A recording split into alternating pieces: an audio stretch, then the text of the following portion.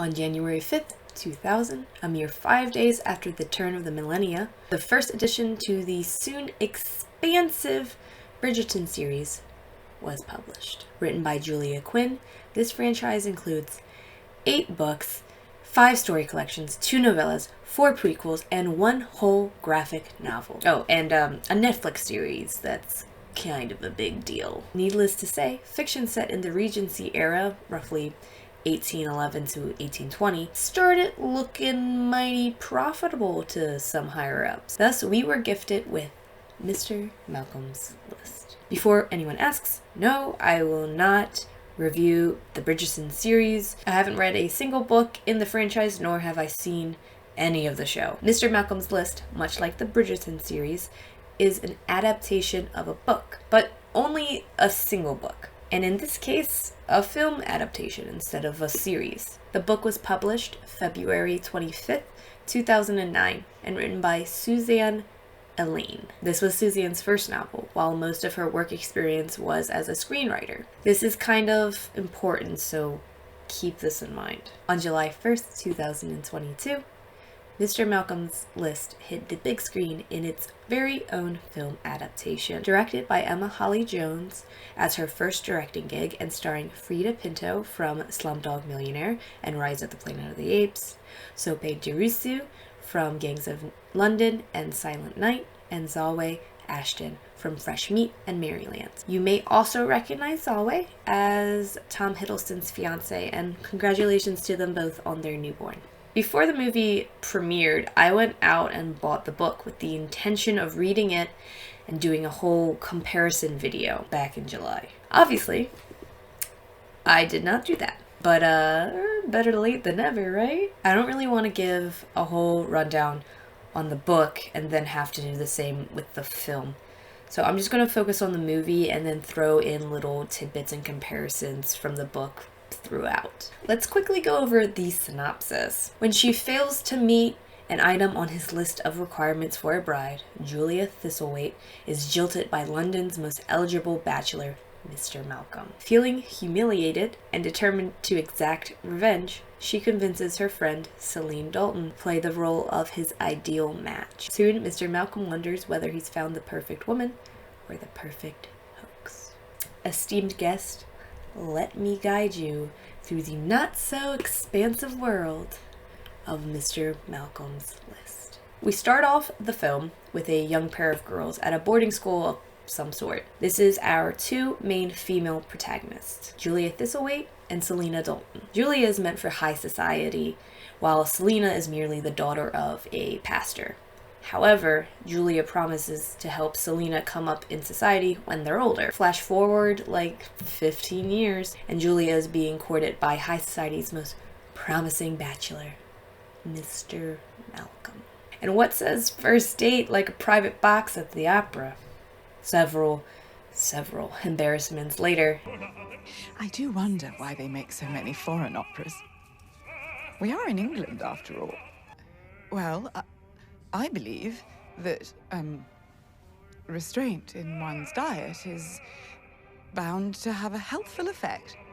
And it's the next day. Thanks to everyone not having anything better to do, and one caricature artist, the whole of England knows Mr. Malcolm ghosted Julia. The news spread so far that it even reached our dear Selina, all the way out in the countryside. So after she shuts down yet another proposal by this old guy.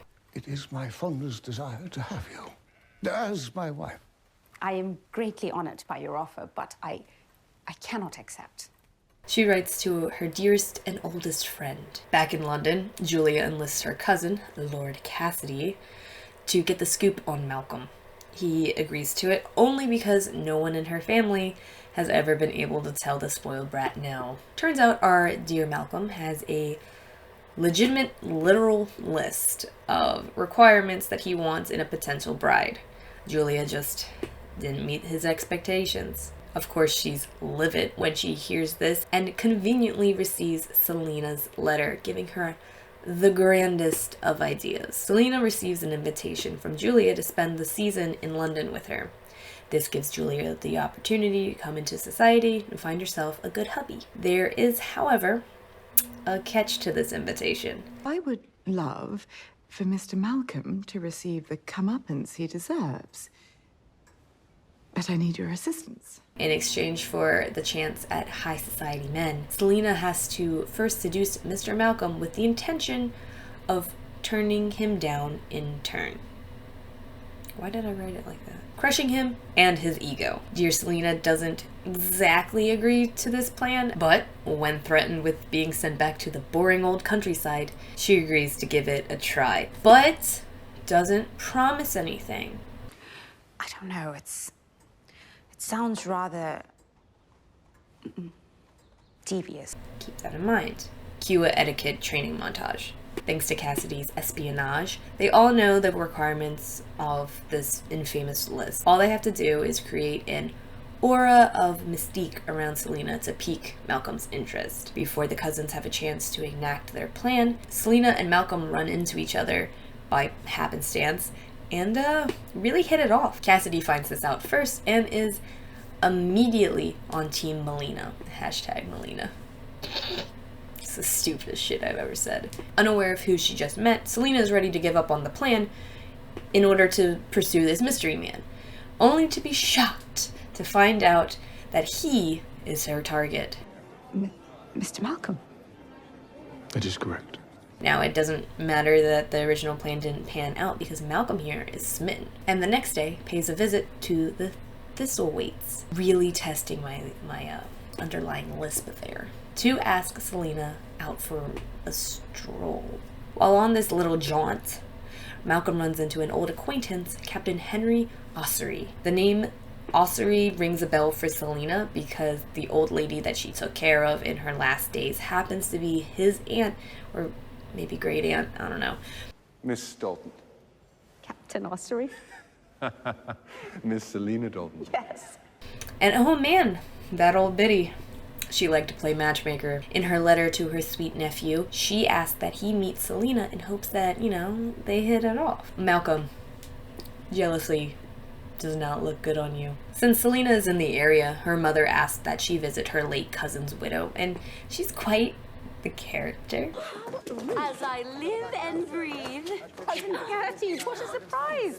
This is actually her second time she was widowed, but the whole point here is that Gertie is, for lack of a better word, tacky. Julia does not approve. Later, Captain Ossory, visits to take Selena on yet another jaunt around this park. They kind of hit it off, or at least I think so, just before Malcolm Dearest just happens to drop by. Now you're tied. You feel better, Malcolm? Now this all starts a series of parties and outings where Selena checks off one of Mr. Malcolm's infamous requirements. This includes a little trickery to convince them that she's a master pianist. See, unlike other female protagonists, Selena isn't perfect at literally everything. Only most things. More on that later though.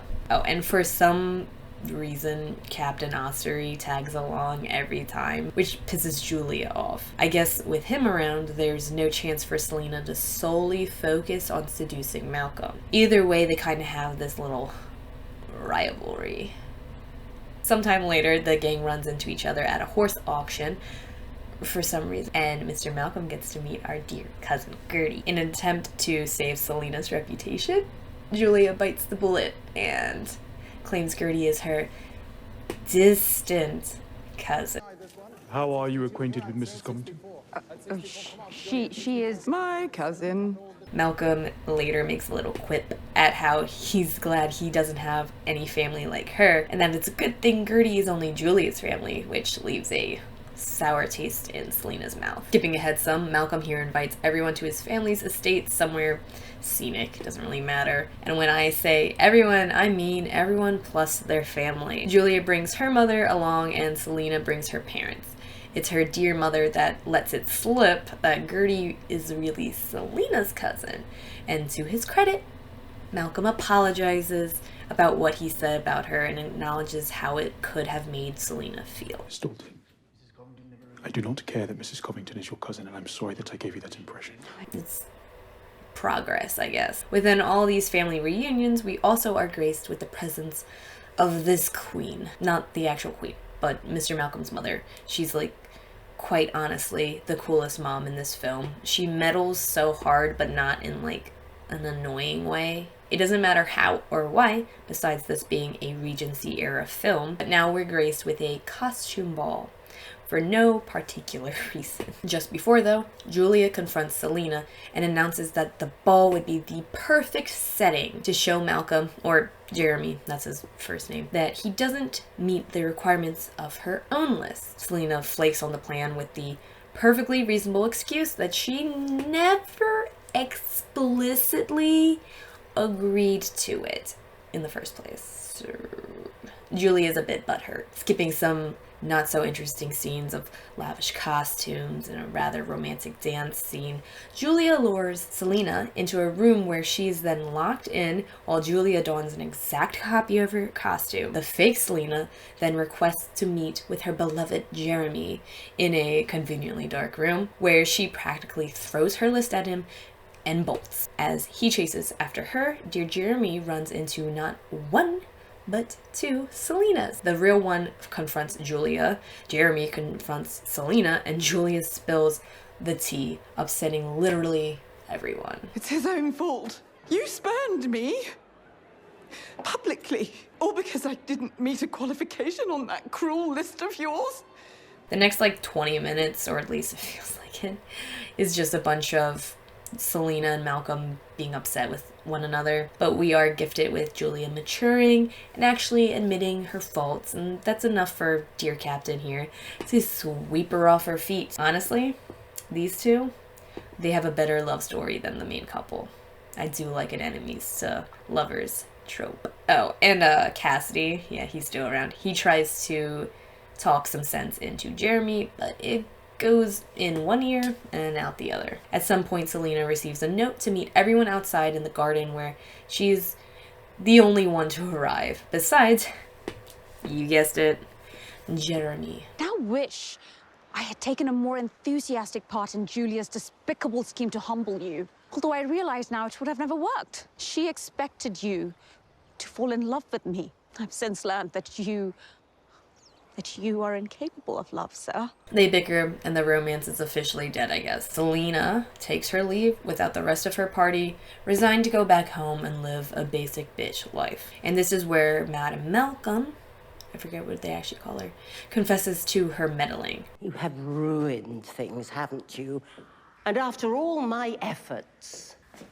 What did you say? She sent them both the notes to get them alone together to work things out. Unfortunately, she underestimated her son's ability to fuck it all up. Realizing his major screw-up, he dashes off to chase after Selina's carriage. Chase scene, dangerous and risky moves, confession, and kiss. While the carriage driver just chills in the background. One other thing I want to point out is that Jeremy took the time to write his new list for the dramatics before writing after Selina. Wasting precious time, but I guess it doesn't matter when it comes to love. And again, dramatics. So that was Mr. Malcolm's List, the film at least. The book is a whole different thing, believe it or not, but the book is way more convoluted than the movie, with so many unnecessary dramatic sequences. There's 2 more balls, multiple makeout sessions, and even a chapter where Cassidy tries to make Malcolm jealous in an attempt to get him to forgive Selina by kidnapping Selina and leaving a note that they're running off together. It's a lot. If you want more of that, I suggest you read the book. I might have mentioned it before, but I can't really be sure. I enjoyed the film much more than the book. The book was easy enough to read. I believe it only took me maybe 3 days of light reading. However, as I said before, it's a lot of dramatics for little to no consequences. The movie filters a lot of that out, and I'm thankful for that. The way the book is written, it's very obvious that the author was new to writing this way. I'd said before that this was her first novel, and she actually has a history of screenwriting.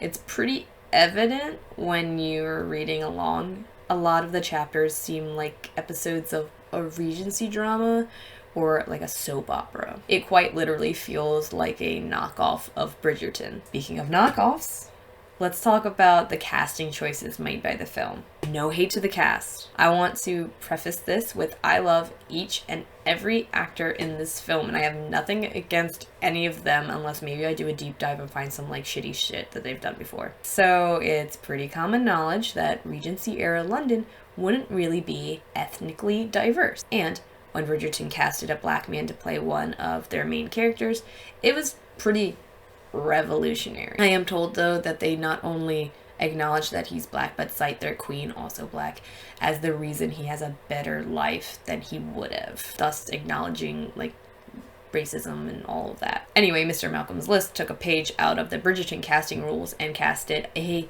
very diverse cast, like the entire one. I believe there's three like white characters in this movie.